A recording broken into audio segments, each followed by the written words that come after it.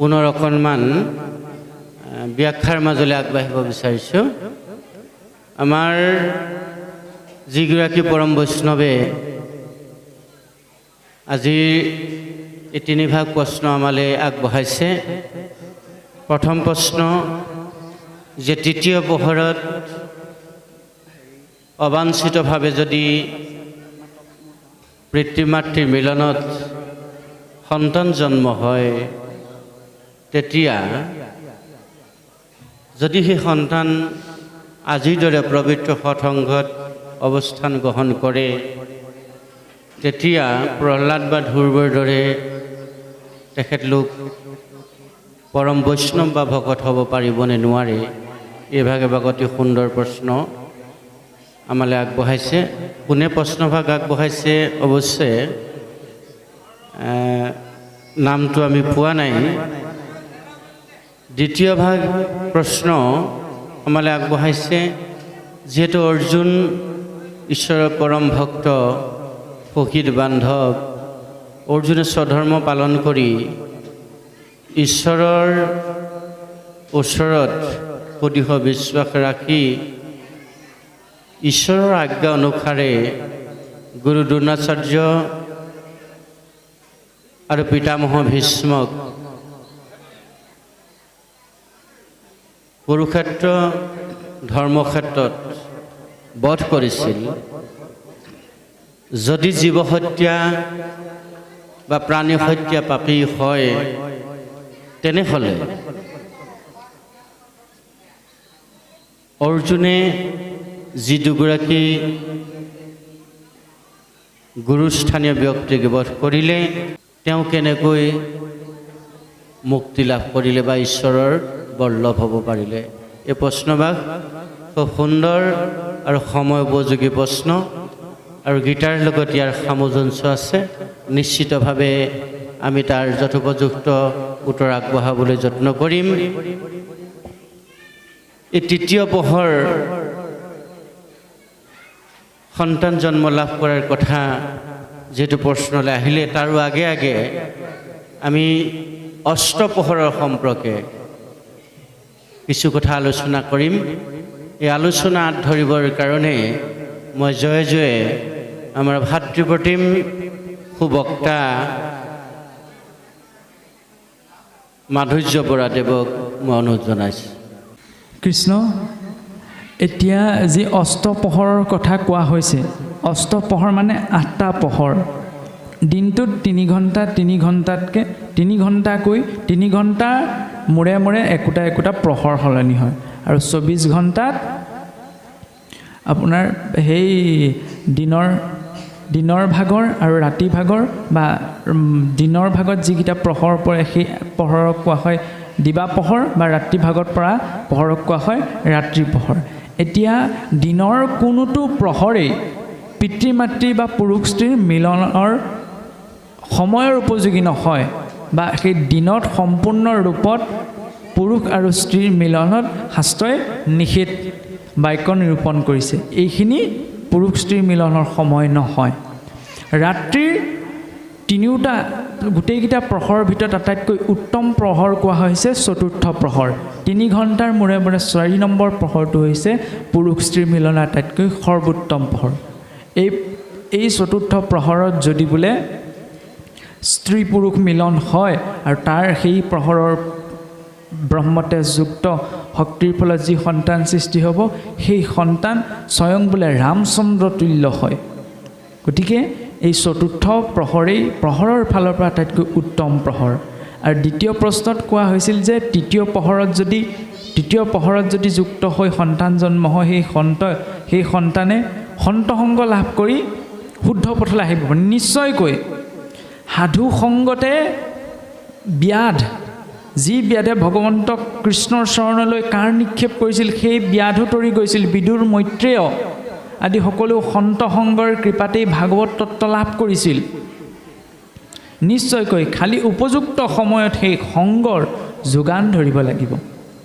আৰু এইখিনিতে এটা কথা কওঁ যে চতুৰ্থ প্ৰহৰত জন্ম হ'ল বুলিয়ে যে সেই সন্তানটিয়ে যদি বয়স হৈ অহাৰ লগে লগে সন্ত সংগলৈ নাযায়, ভাগৱতমুখী নহয়, গুৰুমুখী নহয়, গুৰুৰ আশ্ৰয়ী নহয়, তেতিয়া কিন্তু সেই সন্তান চতুৰ্থ প্ৰহৰৰ ফলত জন্ম হোৱা বুলিয়েই যে শুদ্ধ পথত থাকিব সেইটো সম্ভৱ নহয়। আচৰণখিনি কৰিবই লাগিব। কিন্তু সকলো প্ৰহৰৰ ভিতৰত চতুৰ্থ প্ৰহৰক এইকাৰণেই কোৱা হৈছে কিন্তু সেইখিনি সময় উত্তম সময়। বাকী দ্বিতীয় প্ৰহৰ, প্ৰথম প্ৰহৰতে হওক, দ্বিতীয় প্ৰহৰ, তৃতীয় প্ৰহৰতো সৃষ্টি হোৱা সন্তানেও সৎপথলৈ আহি সৎসংগ কৰি সৎমাৰ্গত সৎচিত্ত থকা, সৎবুদ্ধি থকা, সৎ মানসিকতাযুক্ত সন্তান সৃষ্টি হোৱা সম্ভৱ যদিহে সংগলৈ, সাধু সংগলৈ আহে। কিন্তু যদি চতুৰ্থ প্ৰহৰত জন্ম হৈও যদি সাধু সংগলৈ নাহে, ঈশ্বৰমুখী নহয়, তেন্তে কিন্তু সেই প্ৰহৰৰ প্ৰাধান্যতাটো শূন্য হৈ পৰে। এইটো দ্বিতীয় প্ৰশ্ন। তৃতীয় প্ৰশ্নটো কি আছে? তৃতীয়টো প্ৰশ্ন বৰ ধুনীয়া প্ৰশ্ন কৰিছে যে অৰ্জুনে স্বধৰ্ম পালন কৰিছিল ঠিক, কিন্তু পিতৃতুল্য পিতামহ ভীষ্ম আৰু দ্ৰোণক হত্যা কৰিনো অৰ্জুনে কেনেকৈ স্বৰ্গ সুখ পাইছিল? এতিয়া অৰ্জুনে পোনপ্ৰথমে তেওঁলোকৰ ওপৰত অস্ত্ৰ নিক্ষেপ নকৰোঁ বুলি কৈছিল। তেতিয়া ভগৱন্তই ভাঙাই পাতি দিলে যে হে অৰ্জুন, তুমি ব্যৰ্থ দুখ কৰিছা, তুমি তেওঁলোকক নিধন কৰিব নোৱাৰা, কিয়? তেওঁলোকৰ শৰীৰকহে নিধন কৰিবা। তেওঁলোকে এই শৰীৰ ত্যাগ কৰাৰ পাছত আকৌ এটা শৰীৰ লাভ কৰিব, আৰু যিহেতু মোৰ ভক্তি কৰ্ম কৰিলে সেইকাৰণে তুমি নিশ্চিত থাকা, এই শৰীৰ ত্যাগ কৰি তেওঁলোকে মোৰ বৈকুণ্ঠ ধামলৈ গমন কৰিব পাৰিব। তুমি তেওঁলোকক বধ নকৰা, বৰং তেওঁলোকক মুক্তিহে কৰিবা। কিন্তু এটা কথা চাব, এই দৃষ্টিটো অৰ্জুনৰ পক্ষেহে। আপুনি মই চালে নহ'ব, আপুনি মই মানুহ এজনক মাৰি মুক্তি দিম বুলি ক'লে নহ'ব, কিয়নো আপোনাৰ মোৰ সেই ভাৱনাত ঈশ্বৰৰ সমৰ্থন নাই। কিন্তু অৰ্জুনৰ ক্ষেত্ৰত ঈশ্বৰৰ সমৰ্থন আৰু নিৰ্দেশ আছে। আৰু প্ৰকৃততে চাবলৈ গ'লে গুৰু দ্ৰোণ আৰু ভীষ্ময়ো সেই মৃত্যুকে বাঞ্ছা কৰিছিল। কিয়নো আপুনি চাবচোন, আমি যদি সাধাৰণ ঘাঁহ অকণমান আমাৰ শৰীৰত লাগে কিমান কষ্ট পাওঁ, বিষায়। ভীষ্ম যেতিয়া সৰসজ্জাত পৰিছিল, হাজাৰ হাজাৰ কাৰে যেতিয়া বন্ধ কৰি ৰাখিছিল, তেতিয়া এমাহ ছদিনলৈ ভীষ্মই নিজৰ মৃত্যুক ঠেলি পঠিয়াই দিছিল। ইমানখিনি সময় কষ্ট ভুগি থাকিবলৈ ইচ্ছা কৰিছিল। আপুনি মই য'ত এটুকুৰা ঘাঁৰ বিষ সহ্য কৰিব, তাত ভীষ্মই এমাহ ছদিনলৈ নিজৰ মৃত্যুক ঠেলি কিয় পঠাইছিল? যে ভীষ্মই ইমান দিনে দুৰ্যোধনৰ পক্ষত থাকি যি পাপ অন্ন ভোজন কৰিল, সেই পাপ অন্ন ভোজনৰ ফলত যি পাপযুক্ত তেজ শৰীৰত নিৰ্মিত হ'ল, তাৰ এটুপ এটুপ যেতিয়ালৈকে সেই শৰীৰৰ পৰা নিৰ্গত নহয়, শৰীৰ শুদ্ধ নহয়, তেতিয়ালৈকে ভীষ্মই সেই শৰীৰ ত্যাগ কৰা নাছিল। সেয়ে হৈছিল ভীষ্মৰ ইচ্ছা মৃত্যুৰ শক্তি।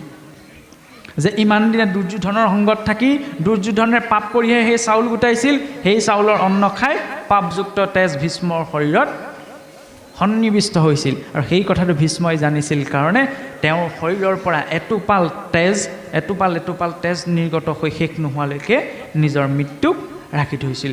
আৰু গুৰু দ্ৰোণ আছিল সঁচা, কিন্তু গুৰু হৈ তেওঁ গুৰুৰ মৰ্যাদা হেৰুৱাইছিল গুৰু দ্ৰোণে। কিহৰ জৰিয়তে? ধ্ৰুপদ ৰজাৰ প্ৰতি থকা সেই আক্ৰোশৰ জৰিয়তে, যি নিজৰ পুত্ৰক ৰাজ্যৰ অৰ্ধভাৰ দিব লাগিব বুলি দ্ৰোণৰ সৈতে বিশ্বাসঘাতকতা কৰিছিল। গুৰু বুলিলেই গুৰু নহয়, তাৰ তাৎপৰ্য ঈশ্বৰে দেখুৱাইছে যে গুৰু দ্ৰোণ হয় তোমাক শিক্ষা প্ৰদান কৰিলে, কিন্তু তেওঁ গুৰুৰ পদ বা গুৰুৰ আসনৰ যিটো মৰ্যাদা বৰ্তাই ৰাখিব লাগিছিল, সেই মৰ্যাদা তেওঁ বৰ্তাই ৰাখিব নোৱাৰিলে। আৰু সেইকাৰণে ঈশ্বৰৰ প্ৰত্যক্ষ ইচ্ছাত অৰ্জুনৰ দ্বাৰা কি বুলি কয়, গুৰু দ্ৰোণৰ নিধন হৈছিল। আৰু ইয়াৰ লগতে গুৰু দ্ৰোণে অৰ্জুনক যে পোনপ্ৰথমেই অহংকাৰত কৈছিল যে মোৰ শিষ্য অৰ্জুনেই বিশ্বৰ সৰ্বশ্ৰেষ্ঠ ধনুৰ্ধৰ হ'ব, সেই কথাটোকে চৰিতাৰ্থ কৰিবলৈ কৈ একলব্যৰ লগতো গুৰু দ্ৰোণে ঘোৰ অন্যায় কৰিছিল। ফলত তেওঁ গুৰুৰ মৰ্যাদাৰ পৰা, নামত গুৰু হৈছিল কিন্তু গুৰুৰ মৰ্যাদাৰ পৰা খহি পৰিব লগা হৈছিল। আৰু তাৰ বাবে সেই পাপৰ প্ৰায়শ্চিত্ত অনুসাৰে মুক্তি দিয়াৰ অৰ্থে ভগৱন্তৰ প্ৰত্যক্ষ নিৰ্দেশ আৰু ইচ্ছাত অৰ্জুনৰ জৰিয়তে তেওঁলোকৰ সেই শৰীৰৰ বিনাশ ঘটিছিল। কিন্তু সেইবুলি আপুনি মই বিচাৰ কৰিলে নহ'ব, চাব লাগিব যে আপোনাৰ মোৰ বিচাৰত ঈশ্বৰৰ সন্মতি আছেনে নাই। গতিকে সেই কৰ্ম কৰিছিল। লৌকিক দৃষ্টিৰ পৰা চাবলৈ গ'লে অধৰ্ম যেন লাগে যদিও আমি যদি কথাটো ভাঙি পাতি চাওঁ, তেতিয়া সেয়া অৰ্জুনৰ পক্ষে অধৰ্ম নাছিল, ধৰ্ম আছিল। যিদৰে আপুনি মই যদি মানুহ এজন মাৰোঁ তেতিয়া সেইটো মহাপাপ কিন্তু আজি দেশৰ ৰক্ষাৰ্থে আমাৰ যিসকল জোৱান বৰ্ডাৰত ৰৈ আছে তেওঁলোকে যদি তেনেকৈ নৰহত্যা কৰে বিৰোধী পক্ষৰ সৈতে যুদ্ধত লাগি বিৰোধী পক্ষৰ সৈন্য এজন মাৰিবলগীয়া হয় তেতিয়া তেওঁলোকৰ কিন্তু পাপ নহয় কিয়নো তেওঁলোকে ক্ষত্ৰিয় ধৰ্ম পালন কৰিছে স্বধৰ্ম নিধনং শ্ৰেয় পৰধৰ্ম ভয়াৱহ বুলি গীতাই সেইবাবেই কৈছে যে নিজ ধৰ্ম পালন কৰিছে বাহ্যিক ভাৱত চাবলৈ তাত হিংসা আছে যদিও সেই হিংসা আপুনি মই হাঁহ কুকুৰাটো যেনেকৈ জিভাৰ লোভত পৰি হাঁহ কুকুৰাটো মাৰিলোঁ সেই হিংসা নহয় সেয়া গতিকে সেইবাবে অৰ্জুনে সেই কৰ্ম কৰিও গতি লাভ কৰিব পাৰিছিল আৰু লগতে তেনেদৰে মৃত্যু লাভ কৰিছিল যদিও গুৰু দ্ৰোণ আৰু ভীষ্ময়ো গতি লাভ কৰিব পাৰিছিল কৃষ্ণ এতিয়া যদি প্ৰশ্নকৰ্তাকেইজনৰ এই বিষয়ত আৰু কিবা সংশয় আছে তেতিয়াহ'লে জনাব পাৰে কৃষ্ণ আমি ব্যাখ্যাকাৰক মাধুৰ্য বৰাদেৱক ধন্যবাদ জ্ঞাপন কৰিছোঁ প্ৰশ্নকৰ্তাই নিশ্চিতভাৱে প্ৰশ্নকেইটিৰ উত্তৰ আংশিককৈ হ'লেও লাভ কৰিবলৈ সক্ষম হৈছে আৰু যদি কাৰোবাৰ কিবা আছে নিশ্চিতভাৱে অৱগত কৰিব মই মাত্ৰ দুটামান কথা তাৰ লগত সংযোগ কৰি দিব বিচাৰিছোঁ যে আমাৰ যি অস্তপহৰৰ কথা কোৱা হৈছে আমি বহু সময়ত আমাৰ পৰম বৈষ্ণৱসকলৰ শ্ৰীমুখেদি শুনো যে আপোনাহক বৰ বৈকুণ্ঠৰ পাৰিষদ আপোনাহক অস্তপহৰৰ মানিক এনেদৰে কেতিয়াবা আশীৰ্বাদত কোৱা শুনো যে ভকতসকলক বৈষ্ণৱসকলক উদ্দেশ্যি এই ভাগ আশীষ প্ৰদান কৰা হয় এতিয়া অস্তপহৰ কেনেদৰে ভাগ কৰা হৈছে পুৱা 6 বজাৰ পৰা 9 বজাৰ ভিতৰত এক পহৰ 9 বজাৰ পৰা 12 বজাৰ ভিতৰত এক পহৰ 12 বজাৰ পৰা 3 বজাৰ ভিতৰত এক পহৰ 3 বজাৰ পৰা পুনৰ 6 বজালৈ এক পহৰ মুঠতে দিনত হ'ল চতুৰ্থ পহৰ পুনৰ ৰাতি 6 বজাৰ পৰা 9 বজালৈ এক পহৰ 9 বজাৰ পৰা 12 বজালৈ দ্বিতীয় পহৰ 12 বজাৰ পৰা 3 বজালৈ তৃতীয় পহৰ 3 বজাৰ পৰা পুৱা 6 বজাৰ ভিতৰত বা 5 বজাৰ ভিতৰত চতুৰ্থ পহৰ গতিকে তৃতীয় আৰু চতুৰ্থ পহৰ ৰাতিৰ তৃতীয় আৰু চতুৰ্থ পহৰ আমাৰ সতি সন্তানৰ কাৰণে উপযুক্ত ক্ষণ বা সময় কিন্তু সেই তৃতীয় বা চতুৰ্থ পহৰত সন্তান জন্ম হ'লেই তেওঁলোক যে প্ৰহ্লাদ আৰু ধ্ৰুৱ সদৃশ হৈ যাব তেওঁলোক যে মহাবিদ্বান হৈ যাব বা তেওঁলোক শত আয়ুষৰ গৰাকী হ'ব এনে কথা নহয় যদিহে সৃষ্টিৰ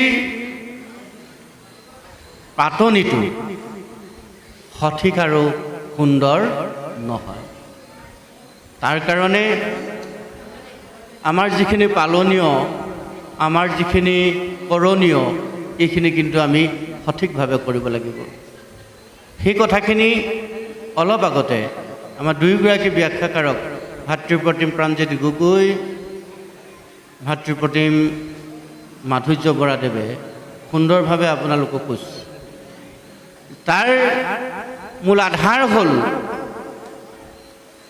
যে আমি পালিব লগা মানিব লগা সাৱধানতা অৱলম্বন কৰিব লগা মূল আধাৰে হ'ল অন্ন বিচাৰ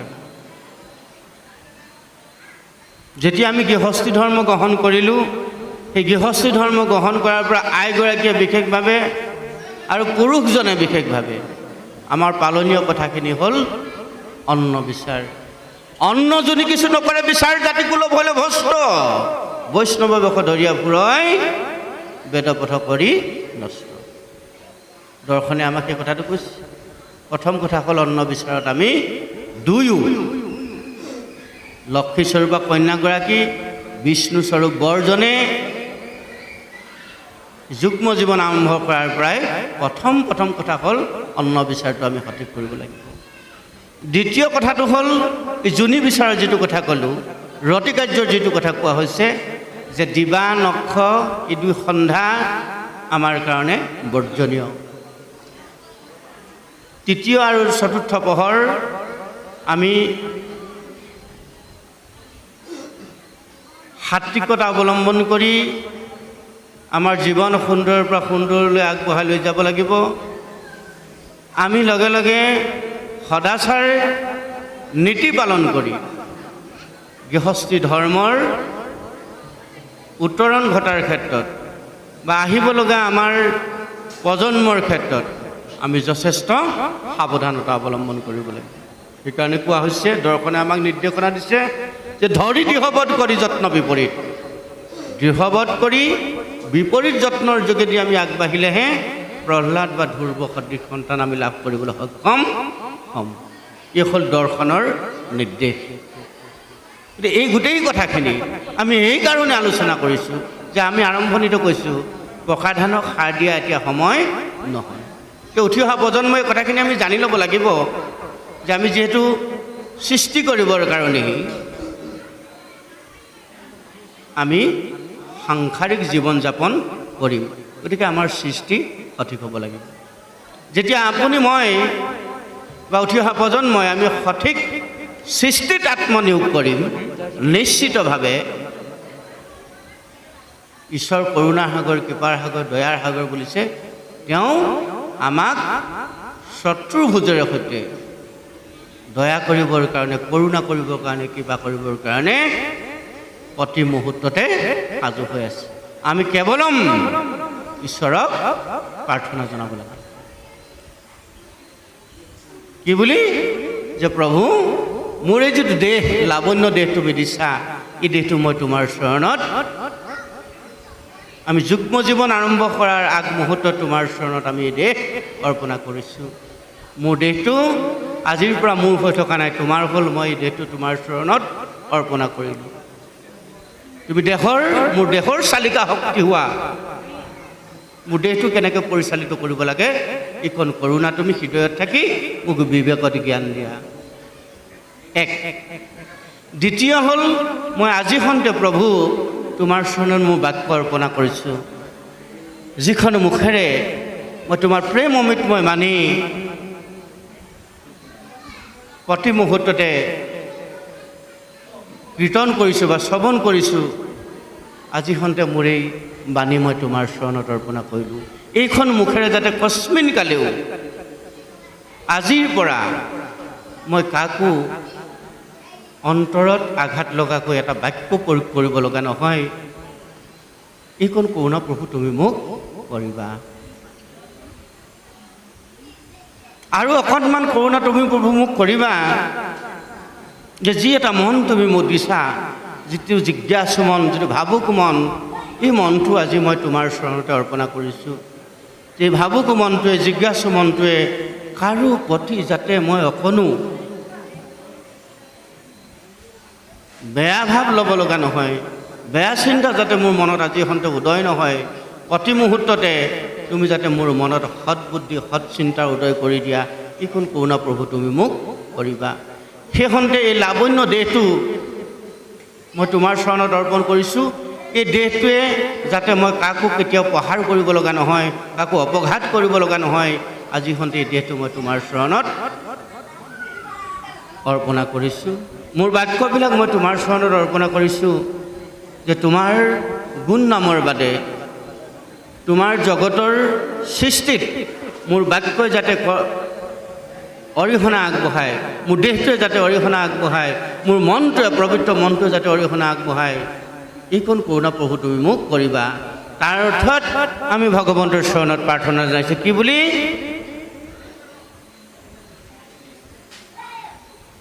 নমাগো সুখ ভোগ নলাগে মুকুতি,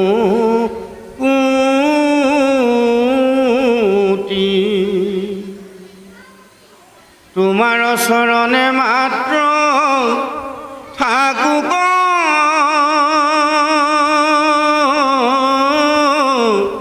ভকতি।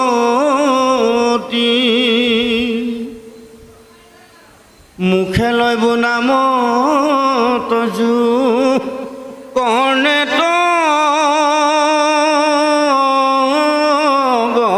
কথা হৃদয়ত পাদ পদ্ম থাকু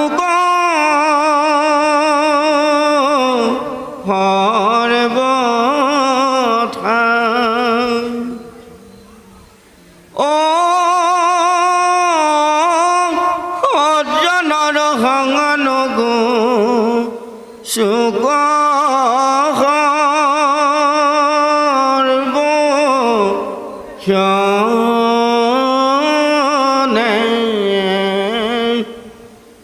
ইয়েতে প্ৰসাদ মাগু তোমাৰ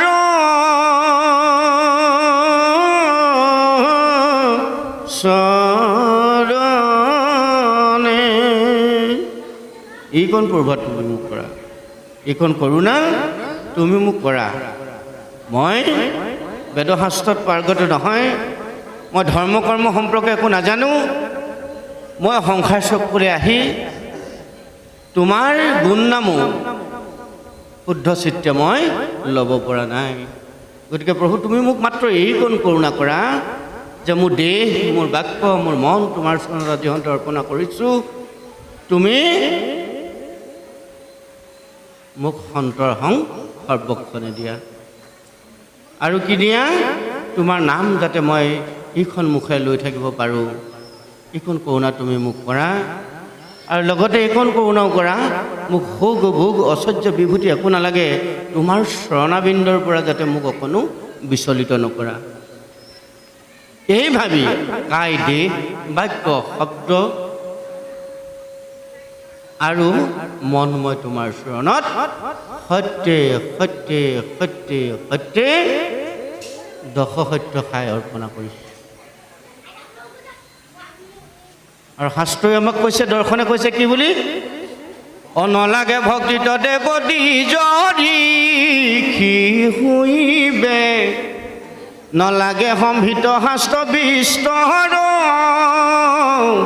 জানিবে, তপ জপ যজ্ঞ দান হবে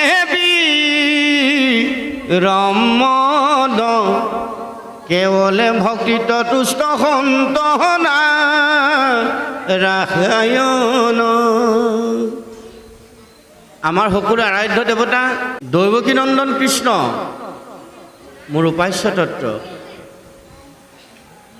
ভগৱন্ত, এইকণ কৰোণা প্ৰভু তুমি আমাক কৰা। এই বুলি ভগৱন্তৰ ওচৰত আমি খাটনি ধৰিলেই ভগৱন্ত পৰম সন্তুষ্ট হয়। আগত যিখিনি কথা আমি কৈছোঁ যে সদাচাৰ সংযম, এই গোটেই কথাখিনি নিয়মানুৱৰ্তিতাৰ সৈতে যুগ্ম জীৱন আৰম্ভণিৰ পৰা যদি আমি পালন কৰিবলৈ যত্ন কৰোঁ, নিশ্চিতভাৱে আমি বাঞ্ছিত ফল, আশানুৰূপ ফল ভগৱন্তৰ পৰা লাভ কৰিবলৈ সক্ষম হ'ম। এইকেইটা কথাৰে আজি পৰম শ্ৰদ্ধাৰ প্ৰশ্নকৰ্তা বাপজনা আমি অৱগত কৰিছোঁ। আৰু আমাৰ ভাতৃপ্ৰতিম বৰা বাপৰ লগত আমি কথাকেইটা সংযোগ কৰি দুয়োগৰাকী পৰম শ্ৰদ্ধাৰ পাঠাচাৰ্যক অকণমান পাঠ আগবঢ়াবৰ কাৰণে সেৱা জনাই প্ৰাণজিৎ গগৈ বাবুকো আমি ব্যাখ্যাৰ আসন গ্ৰহণ কৰিবৰ কাৰণে অনুৰোধ জনাইছোঁ। কৃষ্ণ।